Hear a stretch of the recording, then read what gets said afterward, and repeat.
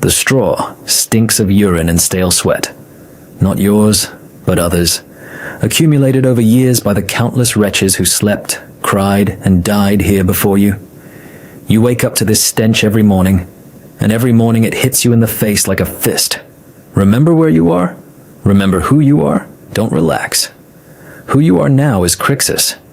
You used to be Vercingetorix of Arverna. You had a horse, a piece of land, a mother who yelled in Gaulish when she was angry, and a sky overhead that belonged to no one. Now there's stinking straw, a gray, moldy ceiling, and a brand on your left forearm. Batiatus's mark of ownership, just like on his horses. The horses, by the way, live better. A horse costs more, eats better, and no one forces it to kill other horses for the amusement of the crowd. This isn't a metaphor. It's a fact you personally verified in your first week when you saw what they ate in the stables and what floated in your own bowl. Batiatus bought you for 8,000 sestertii at the market in Capua, where they sell olive oil, cheap cloth, and people. People are sold alongside livestock, just with more paperwork. Batiatus himself is a sight that makes you want to gouge out your eyes and immediately put them back, because he's repulsive to look at, yet impossible to tear your gaze away. His belly hangs over his belt like a sack of wet grain, heavy, shapeless, as if it lives separately from the rest of his body and hasn't spoken to it in years. His teeth are yellow and crooked like a rotten fence after winter, and his breath smells of sour wine and something else you don't want to name. The skin on his face looks like it's been crumpled and folded multiple times, then forgotten to be smoothed out, and this lump of fat's ego is inflated like a senator's stomach after a week-long feast. Enormous, solid, threatening to burst with unpleasant consequences for everyone around at the slightest doubt of its grandeur. He kneaded your shoulders with his greasy, sausage-like fingers, peered at your teeth, tapped your ribs with his knuckles, exactly the same way he'd checked a mule in the next stall 5 minutes earlier. There was zero difference in his approach. Then he nodded. 8,000. Deal. You were passed over like a sack of grain. Only a sack doesn't understand what's happening. But you understood every wretched second and could do nothing about it. For the first week, you screamed and lunged at the bars like a trapped animal, because you were an animal in a trap, and pretending otherwise would have been idiotic. You screamed things in Gaulish that would have gotten you beaten back home, and rightly so. The guards watched with the bored yawns of men who had seen this spectacle 100 times and knew how it ended. On the 5th day, Domitius arrived, the head trainer of the ludus, a square-jawed man whose face looked like life had been pounding him for 20 years, without shumi and with pleasure, and silently led you to a far corner of the yard. There was a cage. In the cage sat a lion, old, mangy, stinking worse than your cell, with the eyes of a creature that didn't care what it chewed, as long as there was something. 3 last year, Domitius said without inflection, almost gently. None came out. 1 lasted until morning. The lion wasn't in a hurry. He paused, added that the lion liked to play. You weren't stupid. You shut up. You buried your anger deep inside, so deep that sometimes you stopped feeling it yourself. But it never left. It settled at the bottom and became still, like a stone in a well. It waited. Anger knows how to wait. It has nothing else to do. The routine of the ludus. Wake before dawn. Gruel. Training. Gruel. Training. Cell. Straw. Darkness.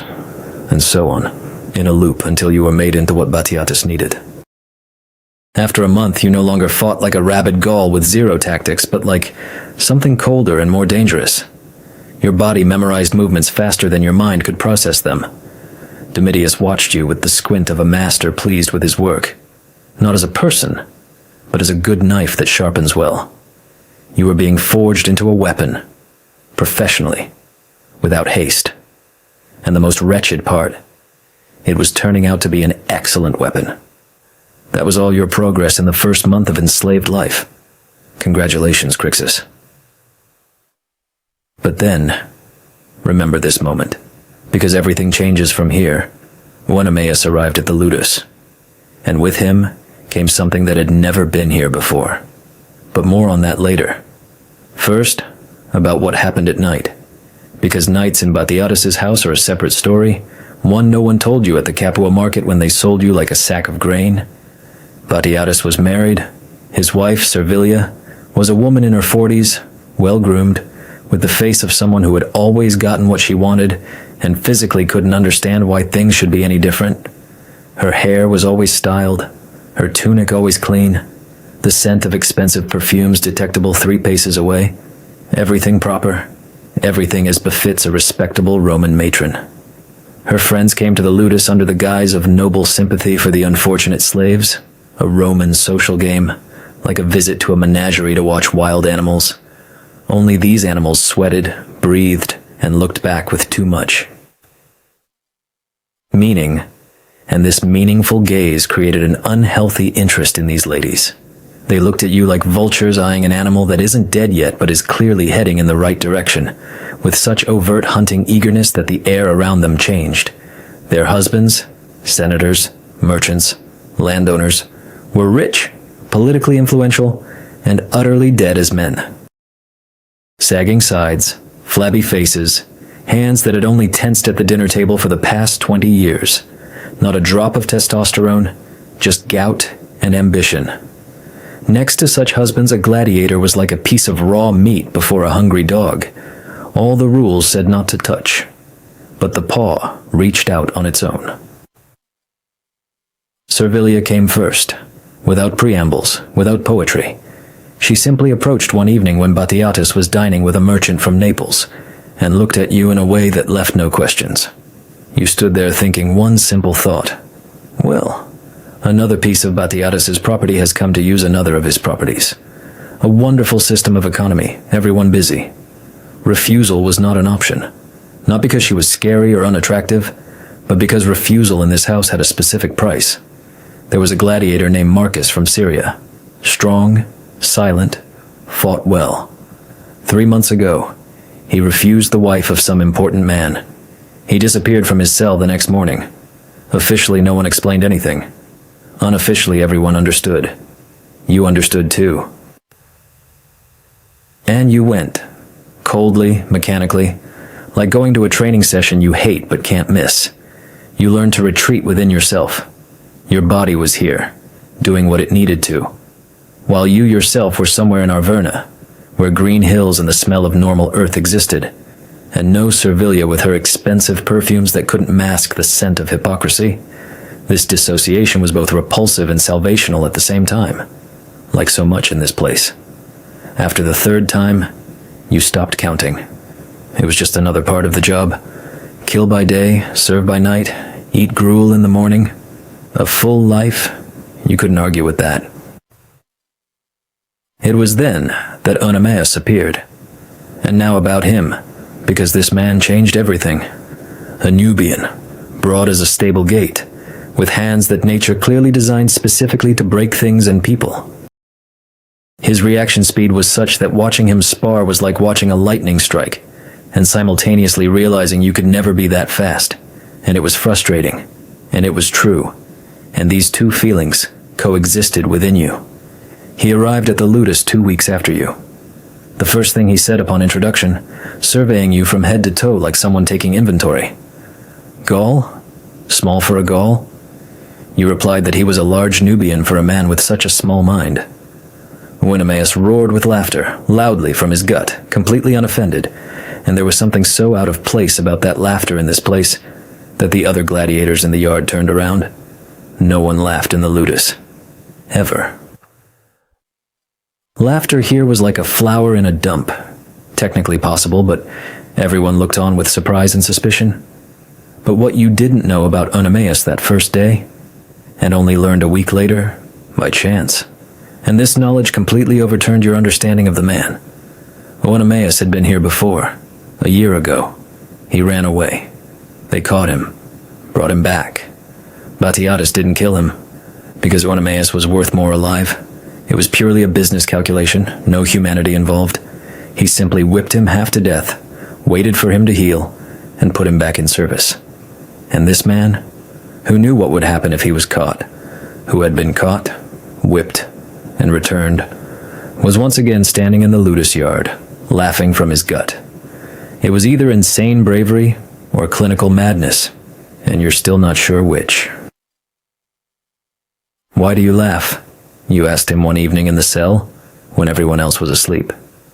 Oenomaus paused, then said, "Because Batiatus thinks I'm his, but I'm not his. He just doesn't know it yet." You asked, "He caught you once, didn't he?" Oenomaus nodded. "He caught me once. That means he knows how I run, so next time I'll run differently." Such logic. Looks at a person with potential. They looks at a person with potential. They don't see themselves. He understood combat as a language, each movement a word, words forming phrases.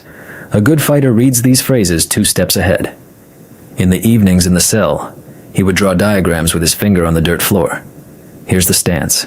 Here's the strike. Here's where you look when you attack, and where you actually aim.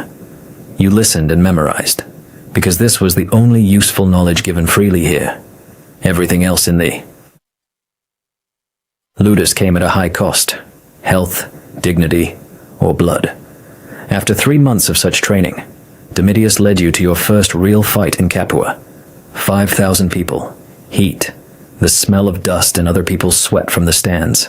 Your opponent, a Thracian, nameless, with the face of a man who had nothing left but anger and the skill to use it. You killed him in 4 minutes. The crowd roared so loudly your ears rang. Batiatus sat in the place of honor, silently moving his lips, calculating profits right during the fight, that fat accountant of death. Even in the stands, his thoughts were only of money. You stood over the body of a stranger, not the first you'd killed in your life, but the first you'd killed like this, for the amusement of a crowd, like a showman killing an animal to make the audience shriek with delight, and thought one simple thought: "This is your new job, Crixus. Kill those with whom you have no quarrel, while the Romans eat dates and cheer. They pay well for it, just." Not you. You're paid with praise and a week without a whipping. Batiatus personally descended from the stands. He squeezed your shoulder with his sausage fingers. He said, "Good work, Crixus." Exactly what you'd say to a good knife that cut well, without excessive emotion, matter-of-factly. You smiled. Remember that smile. We'll come back to it. And now, about Quintorix, because it was with him that the countdown to what happened next began. A Gaul from the Bellovaci, north of Arverna, almost a countryman, if you forgot that your tribe's grandfathers gladly and without much reason cut each other down. Red-haired, strong, with so many freckles on his face that in the twilight his face seemed speckled like a strange bird's egg. He spoke Gaulish with a Bellovacian accent that annoyed you for the first few days. Then it stopped, because it was Gaulish, living, real Gaulish, the first native language you'd heard in months amidst Latin and foreign dialects. It was like taking a breath of fresh air after being in a smoky room for a long time. Sharp, unexpected, and with a dull feeling in your throat that you didn't immediately recognize as homesickness. You started talking, cautiously, like talking about something that hurts, about the hills, about the forest, about the smell of earth after rain in Gaul, which was not at all like here. Here the earth smelled of dust and stone and that eternal Roman self-satisfaction that seemed to have permeated even the soil.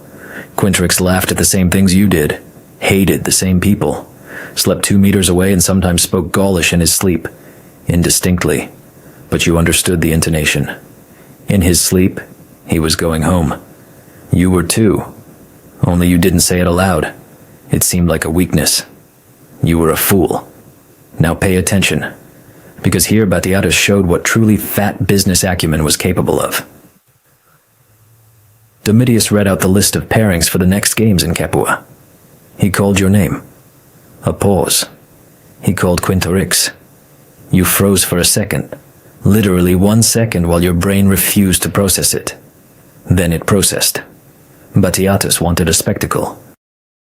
2 Gauls, almost countrymen, people with absolutely nothing to divide between them, fighting for the amusement of Romans who were bored on a Friday night.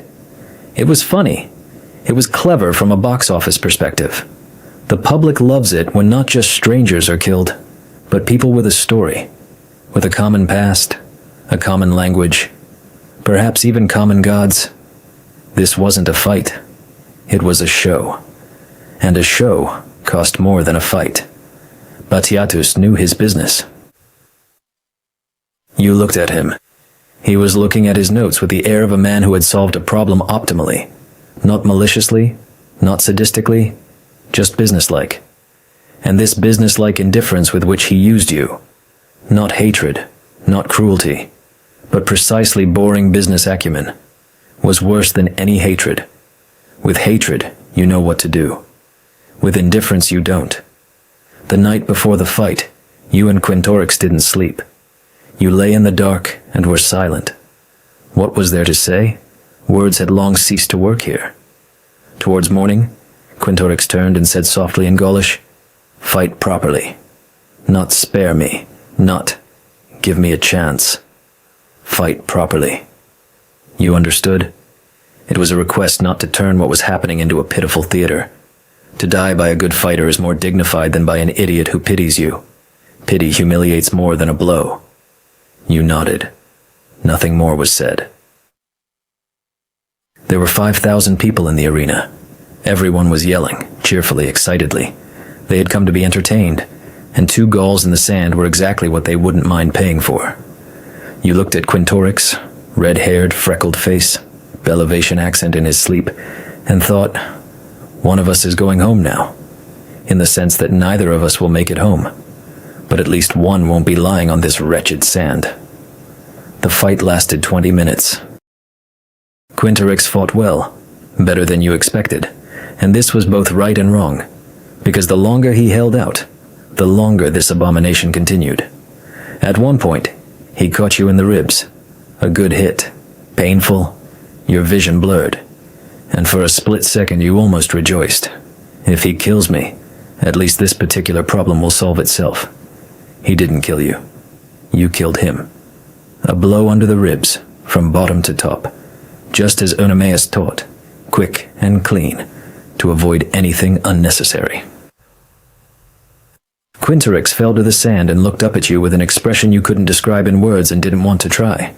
The stands roared. Thumbs down. Of course down. That's what they came for. You did what needed to be done, quickly, as he asked. Behind the arena wall, you vomited onto the stone floor. Everything in your stomach. That same cursed gruel.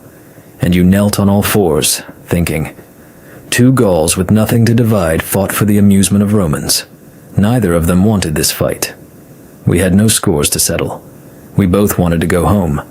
One is home now, in the sense of whence no one returns. The other is on his knees, throwing up in a corner. The irony was so rich you could spread it on bread and sell it to Roman philosophers as an illustration for a lecture on the absurd. Only there was no one to laugh. Batiatus came. He clapped your shoulder with his sausage fingers. "Good work, Crixus." You smiled, the same smile as after the first fight. Sincere. For a different reason than he thought. After Quintorix, the anger changed. Before, it had been hot, sharp, with a scent, almost visible. Now it became cold and very heavy, like a wet stone at the bottom of a deep well. You carried it within you and barely felt it. It became part of your body's weight, just a few extra pounds. But it was there. Always. And Eunomaus saw it. He would sometimes look at you with an expression as if he were calculating exactly when this thing inside you would finally explode, and which way the fragments would fly. One night, he said softly, "Crixus, anger is good. Anger is fuel. Just don't burn it too soon." You asked, "When is the time?" He said, "You'll feel it yourself. Believe me, you'll feel it."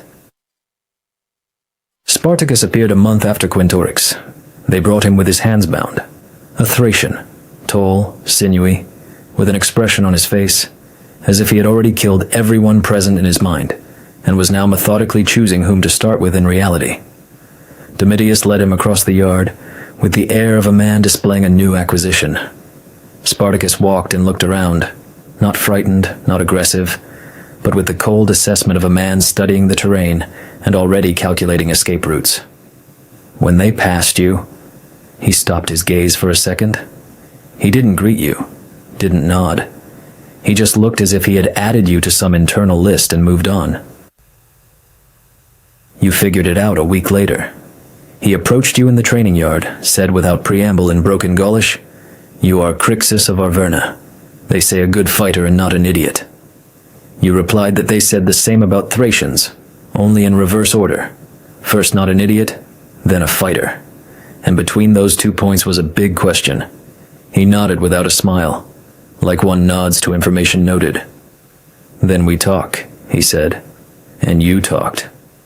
Spartacus thought quickly and spoke directly, without the caution you had honed to automatic precision over months. He spoke of escape not as a dream, but as a task with specific parameters. How many people? What weapons? When exactly? Where to go afterwards? You listened and thought, this man is either a genius or an idiot, and in his case, these two options were practically indistinguishable. "The kitchen," he said one evening. "Knives in the kitchen." "We start there. You said there wouldn't be enough knives for all the guards." "Enough for?" "The first ones," he replied calmly. "We'll take the rest from them." The logic was simple as a punch to the face and mathematically sound. You were silent for a minute. You thought about Quintorix on the sand, about Oenomaus with his diagrams on the dirt floor and his talk of fuel and time, about Servilia and her expensive perfumes, about 8,000 sestertii, about the brand on your forearm, about the gruel you ate every day, which was the same every day, about good work, Crixus, that you heard after every killing of a stranger to whom you owed nothing. The tally was long. It was time to pay. "Good," you said. "I need 3 of my own." Crixus, a Gaul from a neighboring tribe, hated Batiatus with such personal, concentrated anger that warmth literally radiated from him. Agenor, a Greek, a teacher in a past life, ended up in the arena by some monstrous misunderstanding and waited 2 years for it to be corrected. It wasn't. The Numidian, nameless, without a story he told, just the Numidian, with hands that knew how to do what was needed, and eyes that had long held nothing but quiet expectation. Oenomaus heard about the plan on the 3rd day.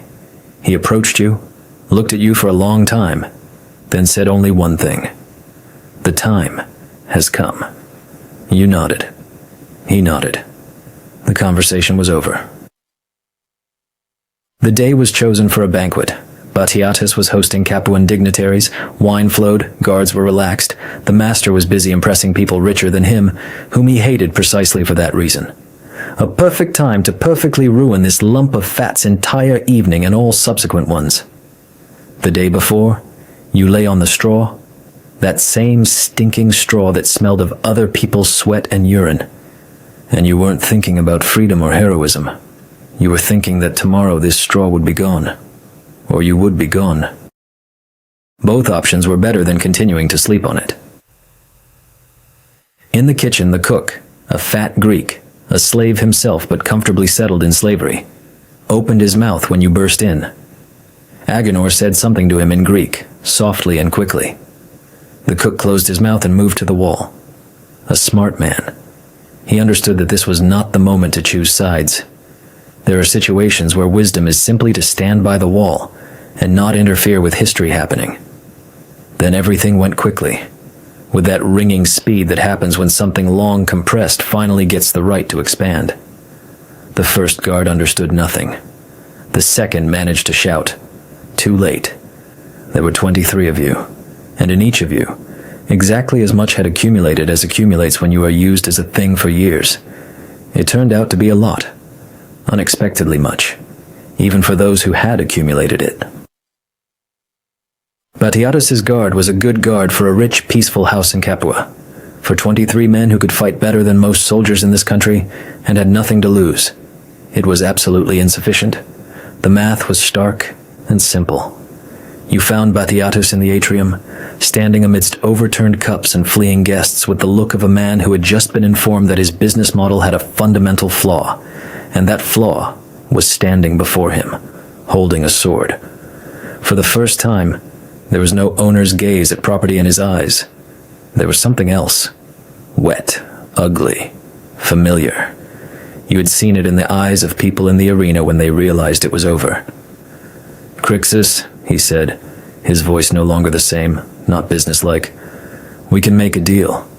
Money, freedom. I'll give you documents. I'll give you everything that..."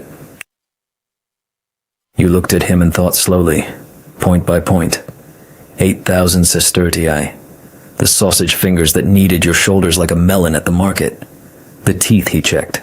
The brand on your forearm. Quinterix on the sand with an expression that couldn't be described in words. "Good work, Crixus." Gruel. More gruel. Servilia with expensive perfumes. "Good work." Batiatus kept talking about money. You did what needed to be done. Quickly. Without anything unnecessary. As Winameus had taught. At dawn, you left Capua. 23 people with weapons taken from dead guards, with food from the storerooms, with horses from Batiatus's stable. Good horses, by the way. They were fed better than you. That was the last business joke of this place, and you appreciated it. Spartacus walked ahead, looking at Vesuvius with the air of a man who had a plan and only needed to execute it. Oenomaus walked beside you, silent. The kind of silence between people who don't need to explain anything. You felt the brand on your forearm. It hadn't gone anywhere. You couldn't burn it back off. Vercingetorix of Arverna, 8,000 sestertii. Good work, Crixus. All of it was now a part of you forever, whether you wanted it or not. There were 23 of you. In a month there would be 200. In 3, 2,000. Rome knew how to count everything. Money, legions, taxes, slaves, provinces. One thing it couldn't count. What accumulates in people when they are systematically turned into tools for too long. That was its main accounting error. The bill had been accumulating for years. The interest was bad. And one day, payment comes due. It always does. Even if the debtor has long been renamed from a person to a gladiator, from a warrior to a brand.